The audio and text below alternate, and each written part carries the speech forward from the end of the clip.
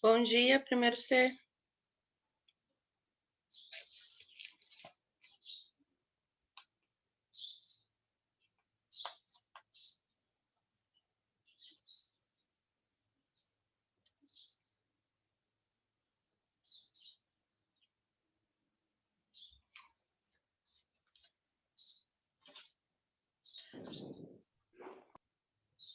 Bom dia, vocês estão me ouvindo bem?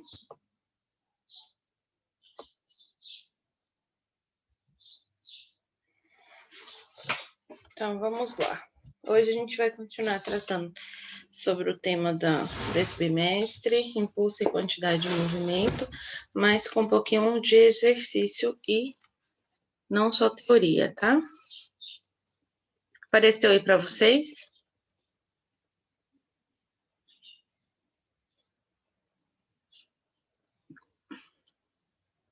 Apareceu, primeiro C? Apareceu. Ok. Então, a gente vai ver um pouquinho do impulso, quantidade de movimento, o teorema do impulso, sistema isolado de forças, princípio da conservação da quantidade de movimento e, por fim, colisões. É claro que não vai dar tempo de ver tudo, mas a gente começa. Então, o impulso é uma grandeza física, vetorial, relacionada com a força aplicada de um corpo durante um intervalo de tempo, que é dado pela expressão impulso, que é calculado Newton por segundo, é igual à força, que é calculada por Newton, vezes o tempo, tá? Em atuação da força, que é calculado por segundos. Então, ao empurrar um carro, por exemplo, quanto maior a intensidade da força e o tempo de atuação dessa força, maior será o impulso aplicado no carro. Quem aqui já empurrou um carro? O impulso é a grandeza vetorial que possui a mesma direção e o mesmo sentido da força aplicada. Por isso que eles têm um vetorzinho aqui em cima. Esse setinho significa vetor, tá? Canhões de longo alcance, né, possuem canos compridos. Quanto mais longe este for, maior a velocidade emergente da bala. Isso ocorre porque a força gerada pela explosão da pólvora atua no cano longo do canhão por um tempo mais prolongado, e isso vai aumentar o impulso aplicado na bala no canhão. O mesmo acontece com os rifles em relação aos revólveres, tá? Então, quando a força aplicada não for constante ao longo do tempo, a intensidade do impulso ela pode ser calculada através da área, tá? A área que é representada aqui por esse gráfico, que é a força em relação ao tempo, com o eixo do tempo conforme a seguir, tá? Força versus o tempo com o eixo do tempo. Então, olha só, a gente pode dizer que o impulso é igual à área. E aí, para a gente calcular, a gente vai ter aqui uma integral, tá? De impulso da força vezes o ΔT.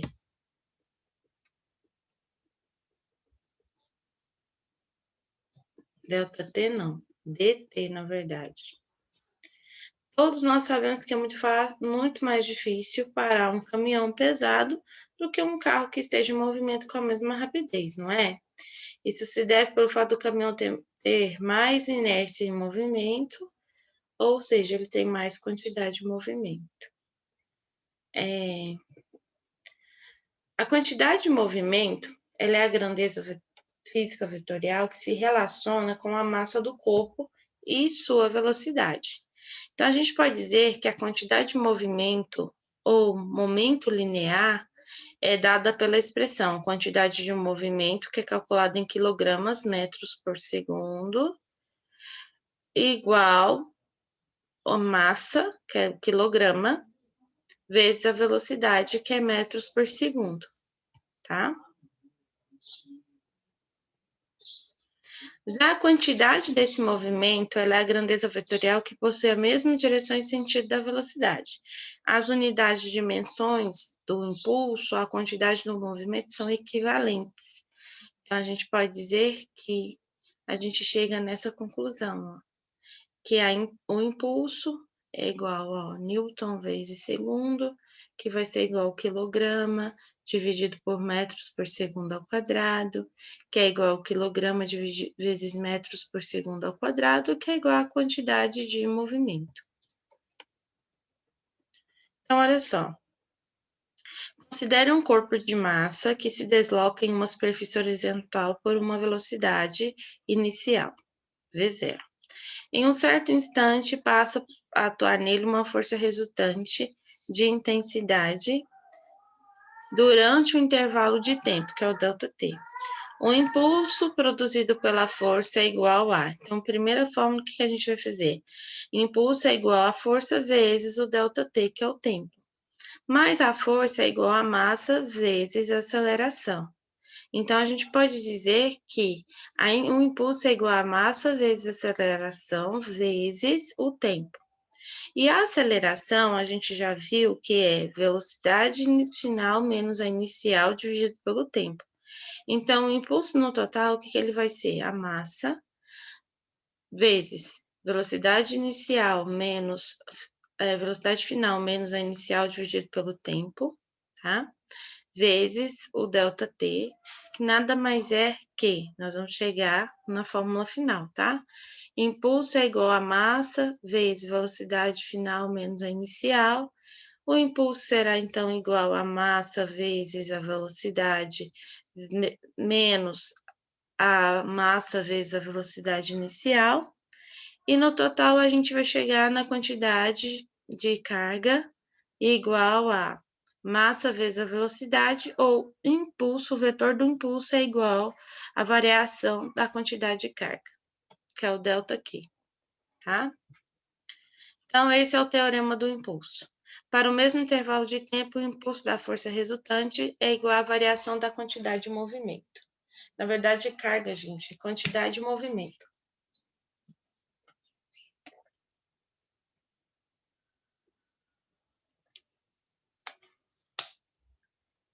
Vocês estão conseguindo compreender? Eu tô. Ótimo. Então, aqui a gente tem um sistema formado de dois corpos, A e B, que se colidem, tá? A gente vai falar do sistema isolado de força, tá? No sistema, as forças decorrentes de agentes externos ao sistema são chamadas de forças externas, como, por exemplo, peso e a normal, N, tá?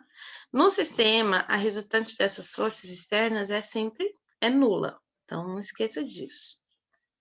Durante a interação, o corpo A vai exercer uma força no corpo B, como representado aqui na imagem, ó, tá? E este exerce no corpo B uma força menos F, no mesmo módulo e sentido oposto. As forças F menos F vai corresponder ao par ação e reação.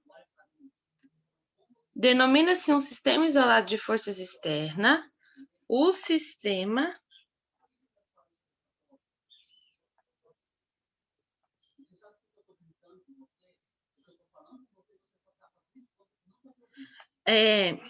denomina-se o sistema isolado de força o sistema que tem cuja resultante dessas forças ela é nula, tá?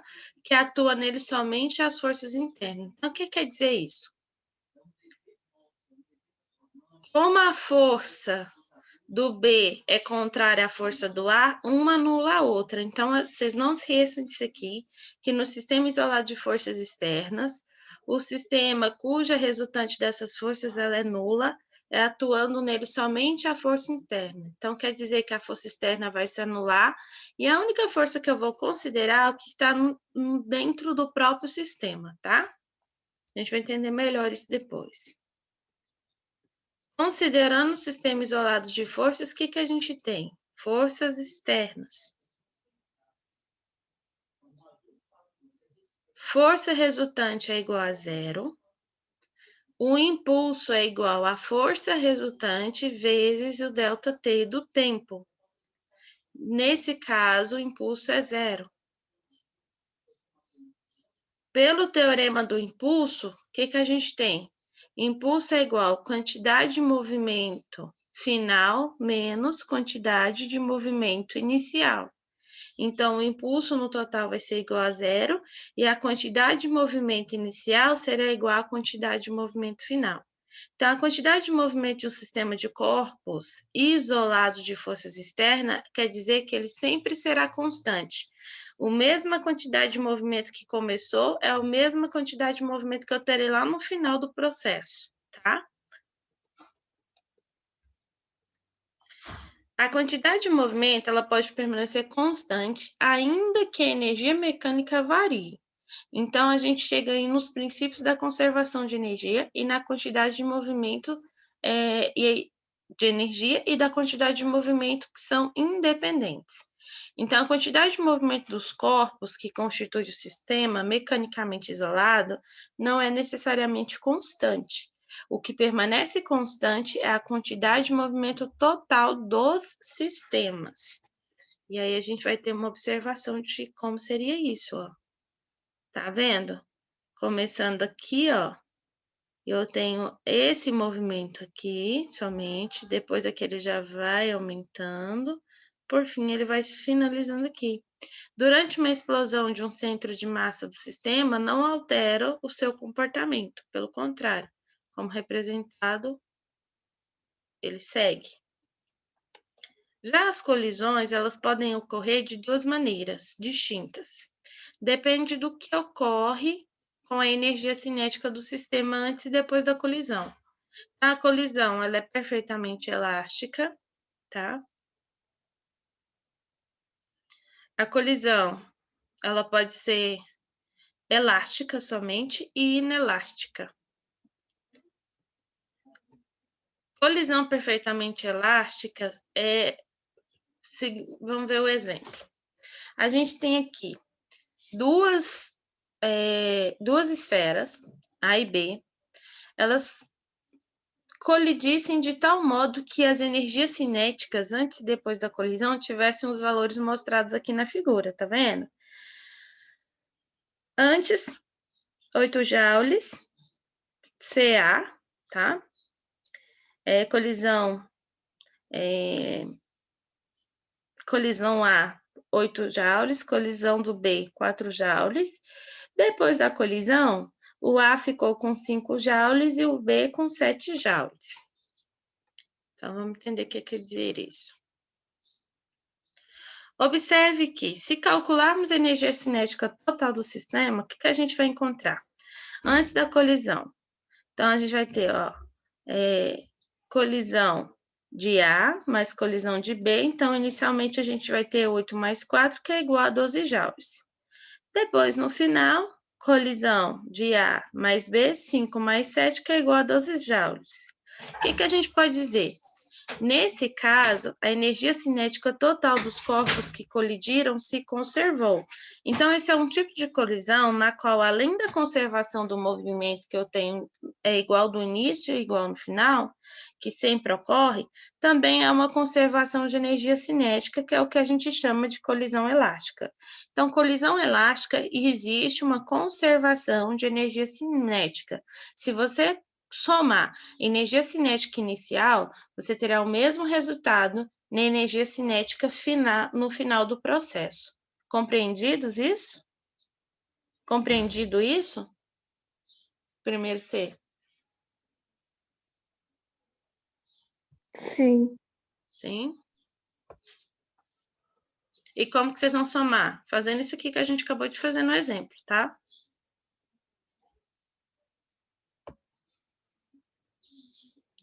Colisão parcialmente elástica e inelástica, pode acontecer. É aquela onde a energia cinética ela não se conserva, tá? Não vai acontecer o que aconteceu lá em cima, que a energia elástica ela se conservou. Agora aqui, ó, a energia cinética ela não vai se conservar. Isso porque parte da energia cinética das partículas envolvidas no choque vão se transformar em energia térmica, sonora e etc. Então, não se esqueça, mesmo a energia cinética não se conservando, a quantidade de movimento do sistema se conserva durante a colisão. A energia cinética, primeiro, se ela pode variar, mas a quantidade de movimento antes e depois da colisão é a mesma. Isso não vai alterar, tá? Então, a gente chega aí em uma regrinha que não pode ser esquecida. Colisão inelástica. O que seria esse tipo de energia cinética? É aquela que, após os choques, os corpos passam a ter a mesma velocidade. Como se eles se movessem juntos. Então, eles têm aí a maior perda possível de energia cinética do sistema. A figura aqui vai dar exemplo deste tipo de colisão perfeitamente inelástica. Ó, tem uma olhada. Carro, caminhão, se colidiram, tá vendo? Na colisão perfeitamente inelástica, não se perde necessariamente toda a energia cinética, porque os dois ficam praticamente em movimento juntos, tá vendo? Então, o coeficiente de restituição, ele é definido como sendo a razão entre a velocidade de afastamento e de aproximação. Então, o coeficiente de restituição E é igual velocidade de afastamento dividido pela velocidade de aproximação. Então, se um corpo for abandonado em uma altura h e após o choque com o chão o corpo atingir uma altura h, nós temos que a restituição é igual a raiz quadrada de h, que é a altura que quando atingiu o chão, dividido pela altura em que o corpo foi abandonado no ar. O que é o coeficiente de restituição? É um número puro, é uma grandeza adimensional, extremamente útil para classificar o equacionamento de uma colisão. Então, na colisão perfeitamente elástica, o que nós teremos? Velocidade de afastamento igual a velocidade de aproximação, tá? Coeficiente de restituição igual a 1, tá? Que é igual ao sistema inicial, que é igual ao final, a energia inelástica inicial é igual à energia elástica final, quantidade de movimento inicial antes é a mesma quantidade de movimento final. Então, ó, a energia cinética, que é a energia inicial, energia elástica inicial, é igual à final, foi o que a gente viu aqui, ó. Ó, colisão elástica, tá vendo? Então, aqui a gente tem a colisão de A com a colisão de B, tá? Então, voltando para a nossa tabelinha. Já na colisão parcialmente elástica, a única coisa que eu terei constante é a quantidade de movimento. Então, a velocidade de afastamento será menor que a de aproximação, tá? O coeficiente de colisão 0 vai ser menor que o coeficiente de colisão, que é menor que 1. A energia, a energia elástica, né? A colisão elástica, na verdade, inicial é maior que a colisão elástica final. E a quantidade de movimento inicial é igual à quantidade de movimento final. Já a colisão inelástica, isso aqui a gente está falando de colisão elástica. A inelástica, a velocidade de afastamento é igual a 0, tá? O nosso coeficiente de restituição é igual a 0. A colisão elástica, tá? Inelástica inicial, ela vai ser maior que a final, inicial é menor que a final, e a quantidade de movimento é igual antes e depois. Então, é um resuminho do que a gente está vendo. Então, o que vocês não podem esquecer? O impulso é uma grandeza vetorial que está relacionado com uma força e o tempo de atuação da mesma. A quantidade de movimento é uma grandeza vetorial que possui mesma direção e sentido do vetor velocidade. O impulso, gente, corresponde à variação da quantidade de movimento. Durante uma colisão ou explosão, a quantidade do movimento do sistema vai permanecer constante. E a quantidade de movimento pode permanecer constante ainda que a energia mecânica varie. E após a colisão inelástica, os corpos eles vão sair juntos. Então, é um resumo de tudo que nós vimos hoje. Alguma pergunta?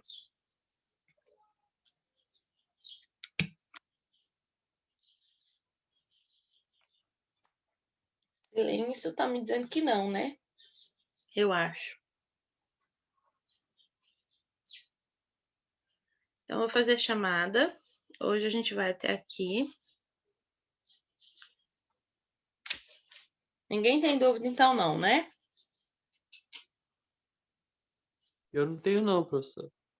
Então, tá.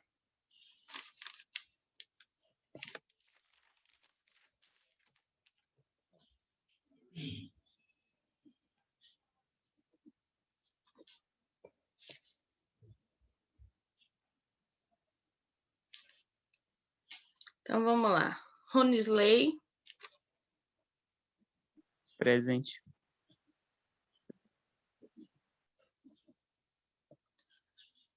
Giovana. Presente. Jackson Emanuel. Presente.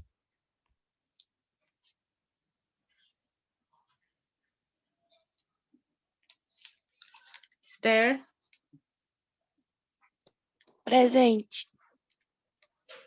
Yara. Presente. Camila. Presente. Vitor Alexandre. Presente.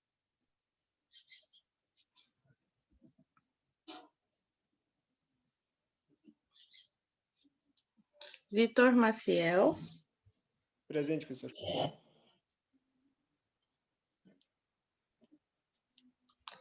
Ana Clara. Presente.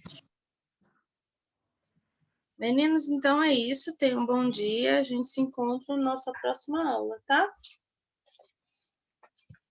Hoje a gente tem só uma aula. Não, tem matemática na quarta, né? Quarta aula a gente se vê, então. Tchau, tchau. Até a quarta aula.